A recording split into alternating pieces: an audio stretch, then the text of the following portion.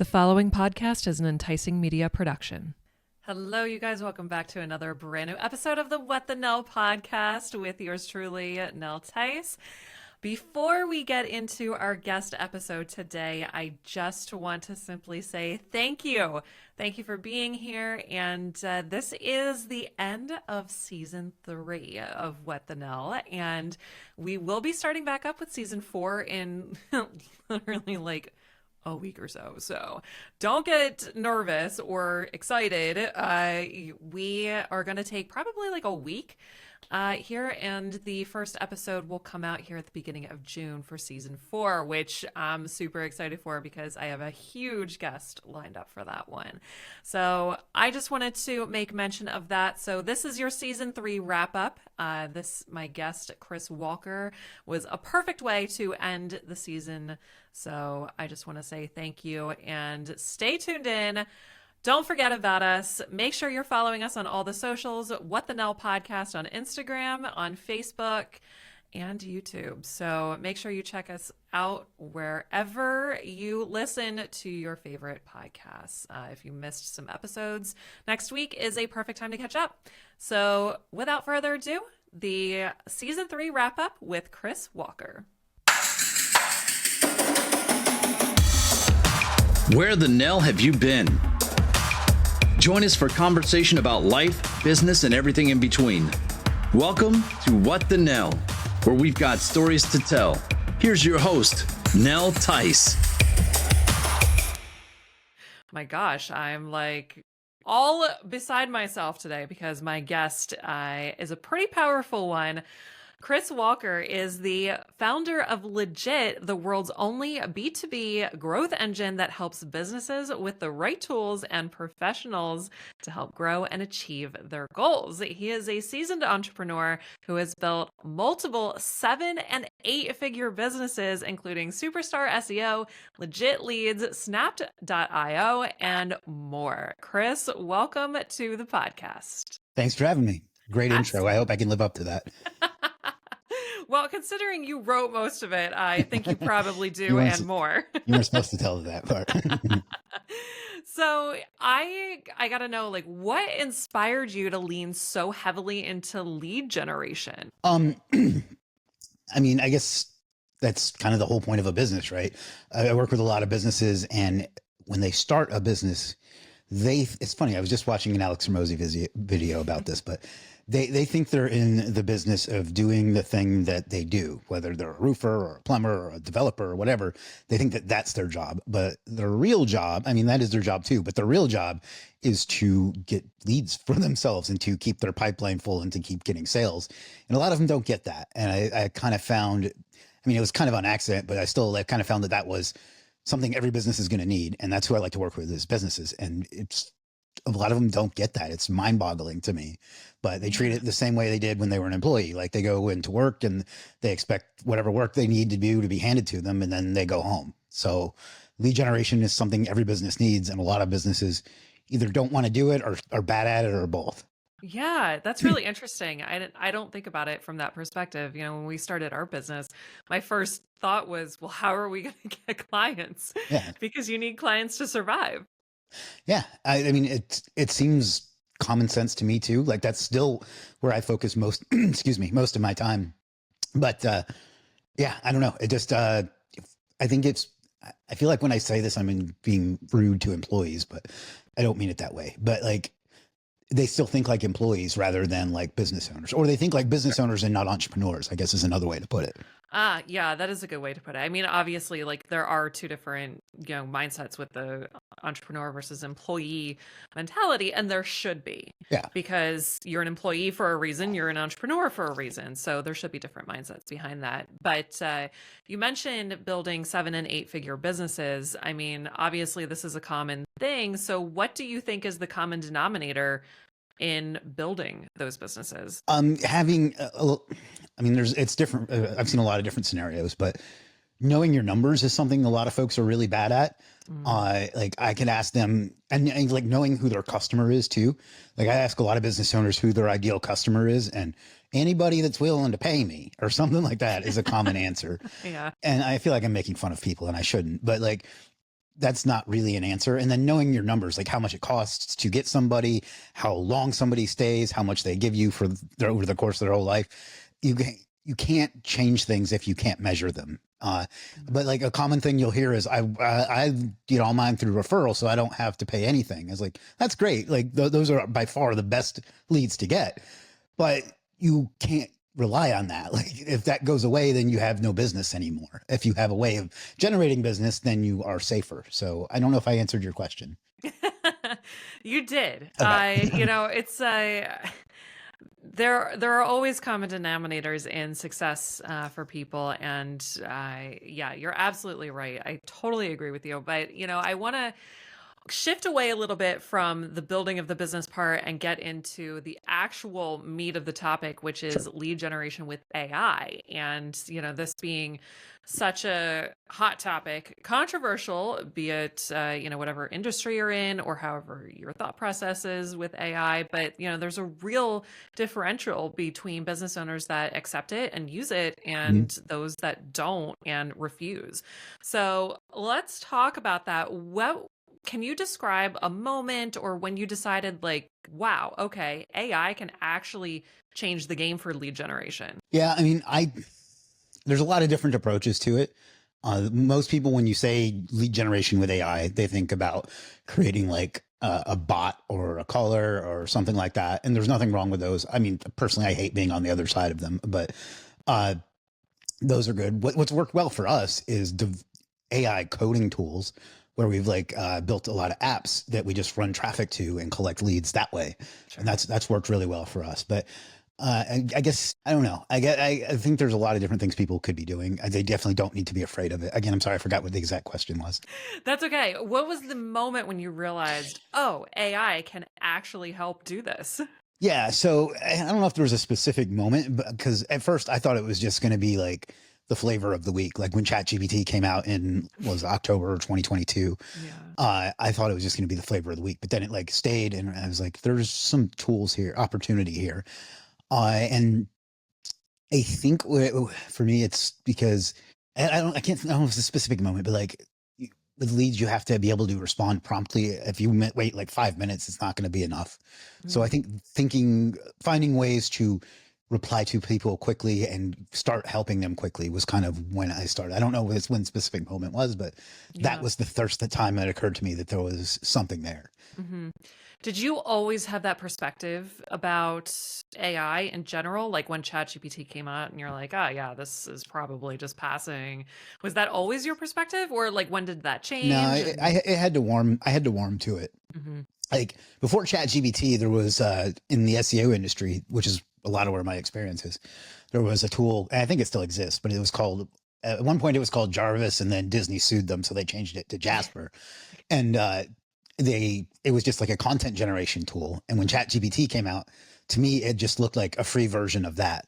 I thought it was just for content writing. But as time went on, and people kept talking about it, and it wasn't just a buzz thing that happened and then went away like I thought it would be, I started seeing more opportunities. And when I realized that it was the potential, I think the first time was, I have a lot of data that I use to run my business because, know your numbers. Mm-hmm. And I have a couple spreadsheets where I had to manually merge them and combine them. And it was it's always a big pain in the butt. But when I was like, I wonder if ChatGPT can do this for me. And I put both of them in there and said, merge them and have it based on this field. In 2 seconds, it saved me 8 hours of work. I was like, that's wild. Yeah. And that's not even an exaggeration. It would literally spit it out in a few seconds, which would have taken me all day to do. And that was there's a lot of potential here. And I've been hooked ever since. Now I use it in my personal life, in my business, and everything. Yeah, I know. It's great. I now find myself sometimes just typing in I'm so exhausted. Tell me what to make for dinner. TV show recommendations is a big one. I get it. Yeah. It's That's much really better good. than Google in that way. Oh, good to know. That's a pro tip. So walk us through. Okay, so you have Legit Leads. You have Snapped.io. Am I saying that properly? Yeah, that's kind of just a side business. That's actually a free tool. But okay, cool. So tell us, how do these tools work to drive leads? Okay, so Legit Leads is probably a better example. It's designed specifically for marketing and SEO agencies. So It has a bunch of different criteria you can search by, like bad SEO, missing blog, things like that. And so you can click one of those, and then you put in an area. So Detroit, I don't know why I came up with Detroit, but Detroit, and then like an industry. So I don't know, plumbers, and it'll find plumbers who need SEO in that city, whatever city you put in, and then it'll give you their contact information. And then, Wow. yeah. And then, of course, to full transparency, the whole idea was then to get them to use the main legit platform to do the work. But yeah, so that's kind of the idea. I also built a Chrome extension version of it too. So it'll actually show those criteria I built it with AI, by the way. Yeah. It'll actually show those criteria like while you Google search, so there'll be a little box underneath it that tells you if that website has those things, and then you can contact them and say, I saw that you're missing this. Can I help you with it? Kind of thing. Wow. Okay, that's interesting. Like, so how is it pulling the information? Is it just doing some sort of, like, I don't want to say generic search, but how is it getting the info? It uses APIs. There's a couple different APIs that they use. That's a bit over my head, to be perfectly honest. But no, I 100% understand. I was just having a conversation the other day about I'm trying to build a GPT for what I need inside of my business, because I haven't found anything that exists yet. And I was actually texting somebody very close to me in my family who's very involved in the AI development and chip making industry. And I said, hey, just jokingly, like, who's your resource over at OpenAI? I'd really love it if it did this and this and this. And he's like, yeah, you're going to have to like use an API key to like build an app and do the whole thing. And I was like, right over my head. Yeah. So, I've figured some of that out as I go, because I've gotten into it's almost a hobby at this point of creating like different little apps using AI coding, and you have to use APIs to get the data. But if you ask me how it does that, I don't know. I just tell it, I use the API and put in the key, and then goes for sure. Yeah. So what do you think are the biggest misconceptions that people see regarding lead generation with AI? I think it's probably not as easy as people think it is. I think people tend to glamorize, I don't know if that's a real word, but glamorize AI, like, and make it oversimplistic. Like, they think they can just go up to ChatGPT and say something like, I need to generate some more leads. What do I do? And they think that'll like, do it. So that's definitely a misconception, is that it's super easy. The other side is it probably is too mysterious to people that don't get it at all. Like, it's really not that hard either. Like, I know I just said it's not that easy, but it's really not that hard either. Like, you can just come up with like a client avatar and then feed that into like an app like Instantly AI or something like that will do cold email outreach, things like that. So it just depends. It's not as easy as some people think it is, and it's not as scary as some people think it is. That's a really good way of putting it. I think that a lot of times AI is touted as this like magical being that is taking over the world. So people just automatically assume that it's smart enough to, where they can just type in a generic prompt and get everything they need and it'll be life-changing. Whereas you really need to feed it as many details as you possibly can to truly get what you want. And forming your prompts and language and all of that matters. So I get it, that where it's simple, but it's not. You have to really learn how to use it and because like, form a relationship. Yeah, like even with good prompts and like you're going along and it's going well, sometimes it'll forget what you asked it, what you told it like 3 prompts ago in the same chat. So you have to pay attention too, because some people will just carry on like that. It's very frustrating at times too, to be honest. I can imagine. So do you feel like AI is replacing, or do you think it's complementing the lead generation space? I guess it depends on what industry you're in. For example, one of the big categories we had on Legit was content writing, and that has completely disappeared. So if you are, and now that's not directly lead gen, but if you're trying to generate leads for your content writing business, it's going to be harder because of AI, because nobody wants to pay for content anymore. They want to type one sentence in the ChatGPT and get their content for them. Yeah.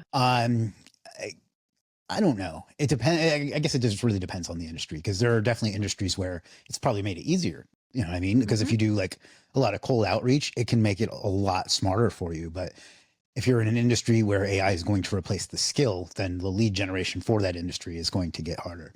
Like we already saw it with content writing and then somewhat with graphics. And we're starting to see it with developers now too. Cause like it can do entry level development that people were getting, $50,000-$60,000 a year to do.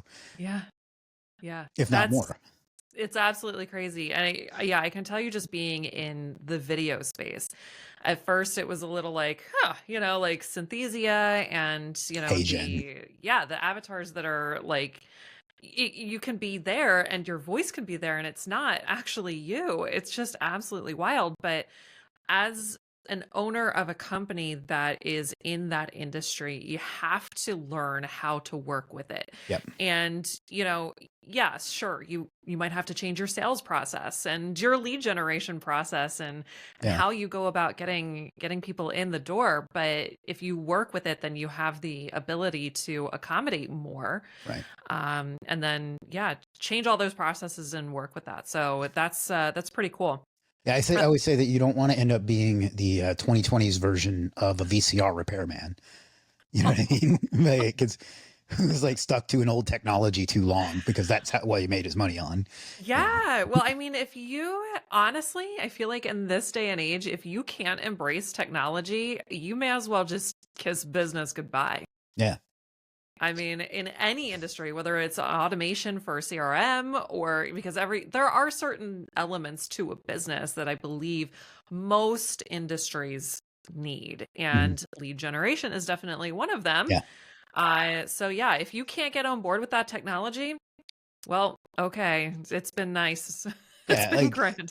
I get a little bit. I understand the resistance to change, but sure, to me, I don't really see why you get attached to any one way for our purposes, I guess, for lead gen. Like, I don't really pardon my language, I don't really give a damn where a lead comes from. Like if it's organic or if it's, my friend sends them to me or whatever. Right. Like why does the source of it matter other than that you're just too lazy to learn something new?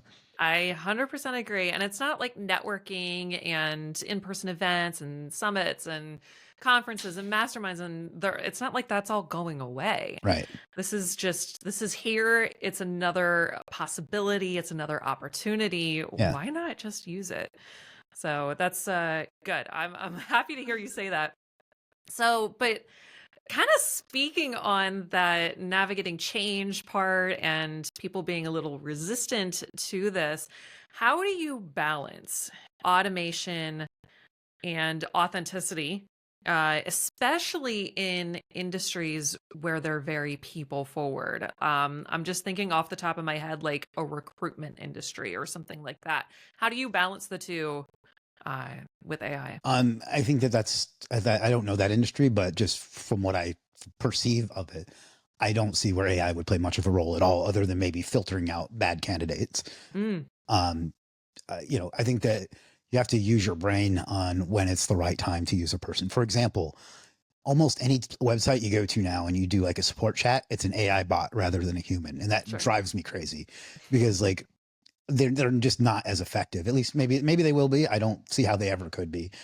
Like my company, we use 100% human support, and people constantly rave about how good our support is. So I think that you have to think about who will be on the other side and if AI can effectively service them or not. A lot of people use it for customer support because they just don't give a damn about supporting their customers. I mean, they don't say that, but they don't. And I do. So that's why we use human support. So I think that's a question you have to ask when you decide whether to use a human or an AI of some sort. Is the person that's going to be interacting with it going to have a better or worse experience because of that? And balance that with the cost, of course. Sure. So. Yeah. Good points. Really good points. So kind of shifting back into the entrepreneurship of all of this. So obviously you've mastered scaling. What advice would you give entrepreneurs looking to prioritize AI in their businesses and helping them scale? I wouldn't say I've mastered scaling, but you have a lot of experience. Let's just say that. I think knowing when to scale and when not to scale. If you scale, AI gives you the ability, and if you use it right, to like it sounds like an AI term, but to like turbocharge your your lead generation, but it does. That's so And transformative. yeah, yeah. In today's competitive digital landscape, uh, but you know, it really does give you the opportunity to scale a lot faster. And sometimes scaling fast isn't a good thing. Like if you don't have the people and the processes or whatever, uh, the ability to deliver on that at that level of scale, your business is going to break. So don't scale, like scaling fast is great, but don't scale so fast that you can't keep up and it ends up being worse than that. So I guess that would be kind of how I would say that. That's interesting, considering, all the advice out there, people will always tell you, and all of the graphics, all of the paraphernalia is always scale, scale, scale. And no one ever thinks about, is it the right time? Am I prepared for this? Am I doing this properly? Like, what happens if I do scale super fast? Like, these are real things to think about. And you can go too far the other way and like over prepare and prepare for too long. True. And never scale. But I've seen both mistakes. And the one that's harder to tell people to not do is to not scale so fast that they can't keep up. But yeah, you know where I actually learned that lesson more as funny is from Shark Tank, because I would see a lot of times the entrepreneurs on there would be like, I have this huge order from like Target for this, whatever their product is. right. And I can't fill it because I don't have enough money. And that was why they were on Shark Tank. And that's what got me to thinking about sometimes you have to scale at whatever your production as at the same rate that you can ramp up production. Yeah, makes total sense. You mentioned mistakes, and that actually brings me to a question. What are some of or one or two of the biggest mistakes or pivots that you've personally in your businesses have had to make in your scaling process? Like as it relates to AI or just scaling or? In general, yeah, I mean, definitely in general, any mistakes, pivots, and if they include AI, that's certainly something to talk about too. So like I have kind of a uncommon business model with Legit because we have the freelancer side and we have the customer side. And I found it really easy to get freelancers to sign up to provide whatever they do. Sure. And what I didn't realize is that I can't grow either of those faster than the other. I mean, I do now, but it took me a while to realize that, because if I have too many freelancers and not enough customers for them, then they get mad because they're not getting any work and they don't bother to do a good job. Right. But if I have too many customers and not enough freelancers, either the customers can't find what they need or they hammer one or two, like there's less of them doing the work. So they get overwhelmed and they can't keep up. So I call it the chicken and the egg problem, because I have to grow them at the same rate, more or less, and that's been something I've had to learn on the fly, because there's maybe 10 sites in the world that can help with that and that do that. So there's nobody that can tell me how to do it. So I've had to like figure it out on my own. And the people that have figured it out aren't going to tell me. So like it's that's really difficult. Now that probably doesn't apply to a lot of people watching this, but I think there's probably parallels in other industries that they can look at like that. Yeah, absolutely. So let's say like 3 to 5 years down the road, where do you see AI and lead generation being at that point? I think that the cold outreach and cold traffic, I guess, abilities of it are going to get better and better. As it is now, I think I think the best AI detector is a human being. I don't know about you, but I can look at almost anything and tell you if it was AI or not. Yeah. So I think it's going to get better. I mean, we've already seen it get better in less than 2 years or less than 3 years. I think that's going to continue to get better, and it's going to make it there's going to be a lot more software that makes lead generation semi push button simple. I never want to say push button simple, but I think tools like Instantly AI and what's the other one, Lead Smart, already kind of do that. And I think that those are going to look like dinosaurs in the next few years. I don't exactly know like what it's going to be, but I have a feeling that stuff like that is going to get better and make it easier. Yeah, absolutely. Do you have some favorite AI tools that you use in your daily production tasks every day? Sure. I mean, ChatGPT, obviously. Yeah. I've recently started using Claude a bit more. It's it has a cool feature where you can give it like a template, like you can create they don't call it a GPT, but you can create like a custom GPT with it and then give it a template, and like it'll use that template to create content. And that's another one. And then I use AI coding tools. I use quite a bit, like my favorite one right now is lovable.dev. And then Cursor is kind of like when I need a smarter version of that, that's less user friendly. What else? We have it built into our platform too. We have our own AI on Legiit, which like I can tell you, you can tell it like, I own a cheese shop in Milwaukee and I need 7 new customers a month. What have other people done to do that? And it'll like tell you what services and stuff to use to do it. Oh, wow. Yeah. That's pretty cool. Very cool. So any upcoming tools or features that maybe you can give us a little teaser for? I mean, it so happens so fast. I mean, if I say upcoming by the time this is that's true. produced, it'll be it's probably going to be June. Yeah. Yeah. So by that time, something new will be out. But funny story on that, actually. I did a podcast with a lady maybe a month ago, and I talked about different things. And then she came on mine like a couple weeks later. And in that time, the new ChatGPT image creator thing had come out. So literally in between the 2 weeks from when I talked to her to when she talked to me, it had changed. So I don't really even know what to predict what could possibly be next. Because every time I thought this is a ways off, they're like, nah, and then they crank it out. It's amazing how fast it's changing. So it is. I know that sounds cliche, but no, I mean, look, I'm part of the millennial generation, the technology, the industrial boom, or whatever we're calling it, of the late 2000s. It's just ever since then, and more so since then, it's just been one after the other. You just never know. Every other day there's something coming out. So AI is the fastest. Like I remember, I'm old enough to remember like the internet becoming popular. For sure. And like AI has been way faster than that was. Yeah. This is like mind blowing how incredibly quickly things are changing. Like most of us have cars that are older than ChatGPT. So. Yeah, so true. So last question, what is one tool or one way, like a first step that people can take today to start their lead generation process with AI? Think about anything you're doing in your current lead generation process, and I hope you have one, that you do more than twice. If you do, then there's probably a way that AI can make that simpler. If you're doing anything repetitive, I almost guarantee, I never guarantee because you're always wrong if you do, but I almost guarantee there's some way that it can streamline that and make that process easier. So I know that's not very specific, but review your processes and see what you're doing too much and it's taking too much of your time, and figure out a way to get AI to do that for you. Yeah, no, I mean, it's simplistic enough and it's something that everybody can do. Yeah. And yeah, you got to start somewhere. So that's a perfect first step. So amazing. I feel like there's so much value in this episode.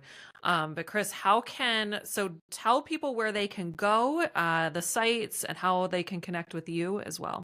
Sure. So if you have a business, or if you don't, either way, come check out Legiit with 2 eyes, because one wasn't enough. I always say that because it gets a laugh, but the real reason is that Legiit with 1 eye was like a $300,000 domain. So with 2 eyes, we can help use AI or human beings to help you figure out what you need for your business. And if you want to connect with me, I'm on every platform, but YouTube and Facebook are the best ones to find me. Search Chris M. Walker, because Chris Walker was a one-hit wonder in the 90s. And so if you search Chris Walker, you'll find him. Is he the one that did the song Wicked Game? Or no? No, that's Chris Isaac. Yeah. This was like a jazz singer, but I've never been able to like take over that search result. So I just started using my middle initial. Love it. Well, Chris, thank you so much for being here today. Thank you. This was a lot of fun. Absolutely. And thank you to all who are listening and watching. And of course, make sure we'll have all of the information that Chris mentioned in the show notes for sure. So make sure you check out Legiit for all of your lead generation needs. And if you are watching this episode on YouTube, make sure you subscribe to the channel, like the video, share it with a friend that needs to hear and see this. And if you're listening on your favorite audio platform, don't forget to rate us, leave us a review. That's how we grow here at the What the Nell podcast. I'm going to have to get AI to like do that spiel because I do it so much that I just screw it up all the time now. So here we go. Well, thank you everyone for tuning in. And as always, I will catch you on the next one. To learn more about how to tell your story, connect with Nell at enticingmedia.com. That's ENTICEING media.com. Thanks for listening to the What the Nell podcast.